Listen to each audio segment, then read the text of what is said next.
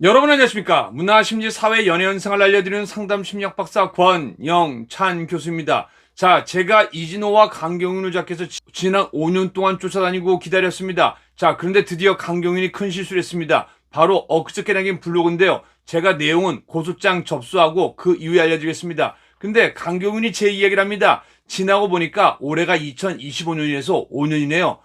강경윤은 영탁 씨, 그리고 최성봉 씨, 그리고 황용 씨, 여러 사람을 괴롭히는데 앞장섰습니다. 오죽했으면은 열람이 TV 10번째 남자가, 10번째 TV 남자가 강경윤과 이진호는 한 팀일 수도 있다. 그런 농담을 했습니다. 자, 그러면은 강경윤 어떤 내용이 오보인지 제가 한번 하나하나 자세히 알려드리겠습니다. 영상 보시기 바랍니다. 깜짝 놀라실 겁니다. 자, 오늘은 제가 KBS 1TV 무엇이든 물어보세요 출연한 이후에 방송을 해서 화장을 한 상태 그리고 머리를 만져서 아주 뽀송뽀송하고 보기 좋습니다. 맨날 이랬으면 좋겠는데 이게 쉽지는 않습니다. 자, 오늘 우리 트바로티 김호중님의 이야기를 할까 하는데요. 슬기로운 찐팬 생활님의 영상을 갖고 와서 이야기를 할 텐데요. 자, 먼저 어떤 이야기냐면요. 모든 사람의 행동 패턴은 비슷비슷합니다. 저는 이걸 명명해서 패턴 심리학이라고 제가 붙여놨습니다. 일종의 행동 패턴들이 반복된다는 거죠. 예를 들면 이겁니다. 제 아내 얘기인데 흉보는 게 아닙니다. 제 아내는 그 장모님과 많이 닮아 있습니다. 어떤 게 닮아 있냐? 장모님은 어떠한 약속을 하면요, 딱 정각에 가는 습관이 있습니다. 그런데 예를 들어서 이게 대중교통이 늦거나 아니면 차가 막힐 때가 있습니다. 그러면은 좀 많이 늦거나 막 급하게 서둘러서 가겠죠. 그런데 제가 제 아내를 보니까요, 꼭 어떠한 아이를 데리러 가든 간에 자기 일을 하든지 간에 정시에 가는 버릇이 있습니다. 그거는 어머니의 습관을 보고 교육된 것일 수도 있습니다. 그리고 또 한 가지는 뭐냐면요. 부모님께 교육은 받지 않았다고 하더라도 자기가 생활을 했을 때 굳이 일찍 갈 필요가 있을까? 정시에만 가도 괜찮은 거야 라고 느꼈을 수도 있습니다. 여러 가지 이유가 있겠죠. 근데 제 아내는 예를 들어서 우리 첫째 아이 학교를 파할 때 거리가 좀 있어서 데리러 갑니다. 근데 데리러 갈 때도 5분 전이나 10분 전에 가는 게 아니라 정시에 딱 데리러 갑니다. 근데 중간에 차가 안 막히거나 아니면 어떠한 변수가 없으면은 정시에 보는데 그러다 보니까 3분에서 5분 정도 늦을 때가 있습니다. 근데 요것만 그렇게 하는 게 아니라 머리를 하러 갈 때나 아니면 약속을 하러 갈 때 심지어는 자신의 일을 할 때도 정시에 가는 습관이 있습니다. 그러니까 어떠한 패턴을 보면요. 이게 거기에서 끝나는 게 아니라 확장 형태가 됩니다. A에서도 그렇게 행동하고 B에서도 그렇게 행동하고 C, D에서도 행동합니다. 저는 반면에 방송을 해서인지 앞으로부터 늦으면 안 된다는 그 교육을 받고 강박관념이 있어서 그런지 모르겠는데요. 저는 제 아이를 데리러 갈 때 꼭 10분 전에 데리러 갑니다. 그럼 요것만 그러냐? 아닙니다. 방송할 때는 최소 30분 전이나 20분 전에 도착합니다. 강연할 때도 마찬가지입니다. 그러다 보니까 미리미리 움직이는 버릇이 있습니다. 좋다, 나쁘다가 아니라 이렇게 보면 됩니다. 제 아내는 정시에 맞춰서 가는 행동 패턴을 가지고 있다. 저는 약속 시간이나 어떠한 시간이 정해질 때 그보다 10분이나 20분 먼저 가는 형태가 있다. 그러다 보니까 저와 제 아내는 다릅니다. 근데 이게 다르다 보니까 서로 이게 매력이 되는 거예요. 또 제가 아내를 챙겨주는 거죠. 가끔은 잔소리로 들릴 수도 있는데 아따 오빠가 챙겨줄게 고맙네 이렇게 되는 거죠. 그리고 가끔은 요것 때문에 싸울 때가 있습니다. 왜냐? 저는 어디에 나갈 때 미리미리 준비하는데 아내는 꼭 정시에 나가다 보니까 저는 10분, 20분 더 기다리는 거거든요. 그런 것들을 제가 명명하기를 패턴 심리학 또는 행동 패턴이라고 합니다. 제가 왜 이야기를 하냐면요. 오늘은 슬기로운 찐팬생활님이 우리 김호중님의 오버를 실은 강경윤 기자의 이 글 쓰는 형태나 특종을 하는 형태가 많이 닮아 있습니다. 무슨 얘기냐? 미스터 탑세븐의 김호중님과 또 그 이전에 영탁 씨의 사재기 의혹을 특종을 냈지만서도 이것 또한도 오보로 결정이 났습니다. 무슨 얘기냐? 호중님에 대한 취재를 할 때 사실은 권 씨와 권 씨 누나 말에 많은 믿음을 가졌던 겁니다. 근데 지금 생각해보면요. 이 두 사람의 주장은 사실은 팩트를 근거로 하는 게 아니라 개인적인 생각으로, 주관적인 생각으로 주장을 한 거거든요. 그러니까 틀릴 확률이 높습니다. 영탁 씨 기사도 마찬가지일 확률이 높습니다. 근데 우리 슬기로운 찐팬생활님 이야기를 듣다 보니까요. 김호중 씨 오보 기사와 영탁 씨 오보 기사가 아주 닮아 있습니다. 그래서 제가 얘기했던 행동 패턴 심리학, 패턴 심리학에 들어가는 겁니다. 어떠한 기사를 쓸 때 물론 특종도 많이 했습니다. 강경윤 기자는. 또 최근에는 우리 김호중님과 우리 영탁님처럼 오보도 했습니다. 근데 이게 닮아 있다라는 거죠. 우리 강 기자님께 혹시 이 영상을 보신다면 한번 자신을 뒤돌아보는 시간을 가져보기를 한번 기대해 봅니다. 자, 근데 중요한 건 뭐예요? 슬기로운 찐팬생활님이 제가 이 영상을 포가는 걸 허락했지만서도 제가 이걸 그냥 포가면요, 제가 영상 도둑놈이 됩니다. 그러면 유튜브 채널에 영상 도둑을 수비합니다. 권영찬이라는 사람을 아십니까? 또 이런 영상이 나갈 수도 있습니다. 물론 제가 농담하는 겁니다. 하지만 중요한 건 뭐예요? 제가 왜 이야기를 하냐면요, 말도 안 되는 걸 주장한 이 사람이 생각나서입니다. 왜냐? 안티카페 건 씨는 김호중님의 매니저가 아닙니다. 에이전시의 사장으로 김호중 씨와 행사를 했을 때 200만 원을 받으면 100만 원씩 50% 나눠 갖는 형태로 일을 해왔습니다. 저는 그 또한도 불공정거래라고 생각합니다. 근데 그 위에 어떻게 됐어요? 김호중님이 미스터트롯으로 팬덤을 갖게 되자, 호중아, 내가 너 전 매니저 소속사 사장 아니니라고 주장하면서, 호중아, 너 돈 많이 벌었지? 1억 3천만 원만 줘.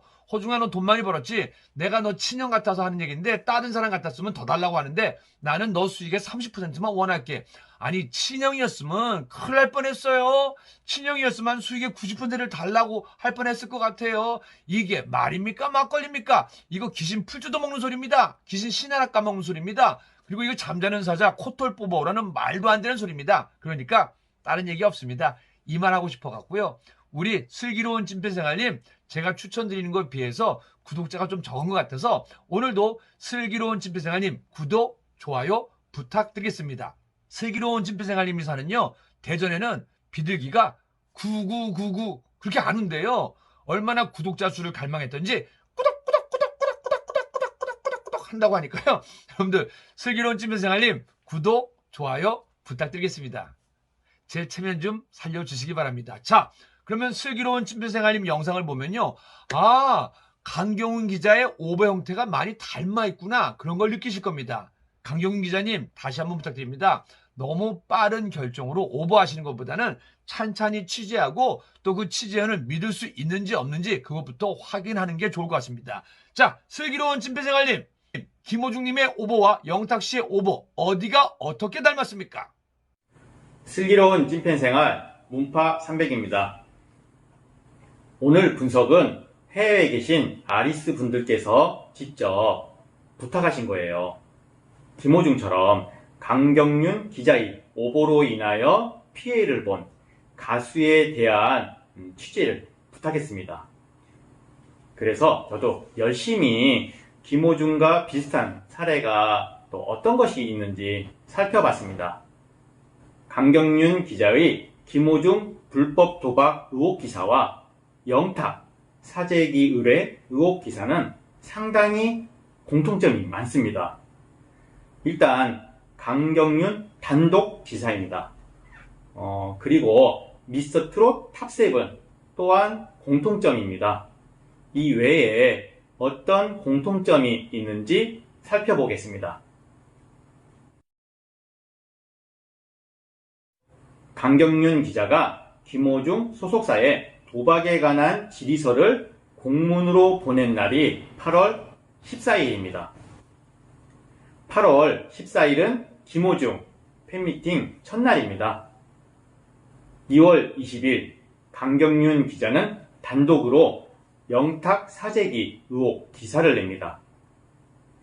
사재기 의혹 관련하여 소속사에 문자를 보낸 날이 2월 20일, 3월 12일입니다.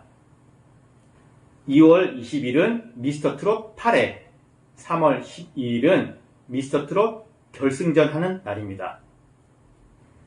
강경윤 기자가 의혹 관련 소속사에 연락을 한 날이 김호중 팬미팅 첫날, 영탁 미스터트롯 결승전입니다.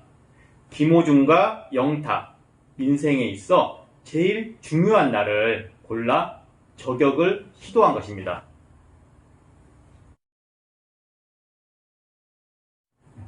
김호중은 2018년부터 불법 도박을 했다는 혐의로 고발장이 접수됐다. 여기서 중요한 거는 2018년입니다. 영탁 소속사가 2018년 10월 음원 사재기를 시도했다고 의혹을 제기합니다. 의혹 제기가 2018년에 이루어진 것이 아니라 2020년 미스터 트롯으로 유명해지면서 시작됩니다. 과거의 카톡, 문자를 제시하는 스타일도 비슷합니다. 김호중은 불법 도박 의혹 관련한 단독 인터뷰를 강경윤 기자가 아닌 OSEN을 선택합니다. 영탁 사재기 의혹 첫 부인 기사는 스포츠월드 단독으로 나갑니다. 특종 기사를 놓치고 신문 이외의 매체에 올리는 모습이 닮은 꼴입니다. 김호중 의혹 특종을 놓치자 권씨 누나는 원조 카페에 분을 참지 못하는 글을 올립니다. 영탁 의혹 특종을 놓친 강경윤 기자는 본인이 블로그에 흥분된 포스팅을 올립니다.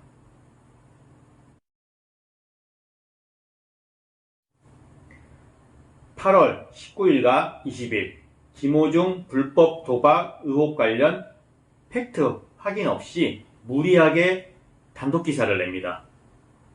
기사에 첨부된 카톡 캡처는 조작된 것입니다.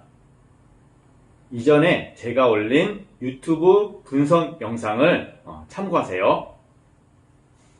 3월 23일 영탁 소속사 사재기 의뢰 의혹 단독 기사를 냅니다.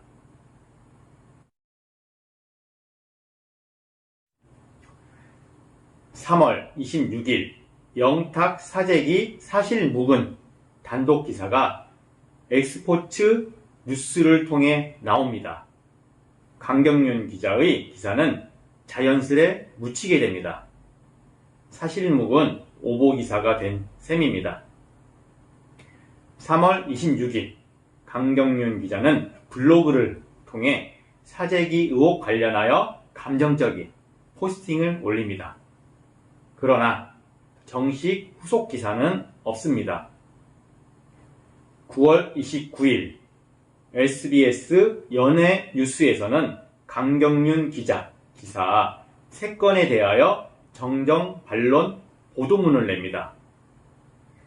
자연스럽게 강경윤 기자의 기사 3건은 오보 기사가 된 셈입니다. 이후 김호중 의혹 관련 후속 기사는 나오지 않고 있습니다. 강경윤 기자는 신인 가수들에게 상당히 저격 기사를 많이 올리는 편입니다. 특히 신인으로서 최고의 무대를 준비할 때 저격 기사를 올리곤 합니다. 강경윤 기자의 저격 기사는 막 피어나는 신인 가수에게는 무덤이 될 수도 있는 아주 위험한 기사입니다. 고민도 좀 더 하고 팩트도 철저하게 확인하는 배려가 필요하다고 봅니다. 너무 주목받을 만한 단독, 특종 기사를 쫓다 보니 오보 기사가 자꾸 생깁니다. 앞으로 이런 기사가 재생산되지 않기를 바랍니다. 제가 여행 중에 다양한 사람들을 만나게 됩니다. 특히 제가 또 이런 티셔츠를 입고 사람을 많이 이렇게 만나게 되겠죠? 그런데 의외로 김호중 관련해서 오해를 하시는 분들이 상당히 많았어요. 그래서 더 열심히 진실을 밝혀야겠구나 그런 생각이 듭니다. 앞으로도 분석을 계속 지속적으로 철저히 해서 김호중의 억울한 누명을 하나씩 먹히도록 최선을 다하겠습니다.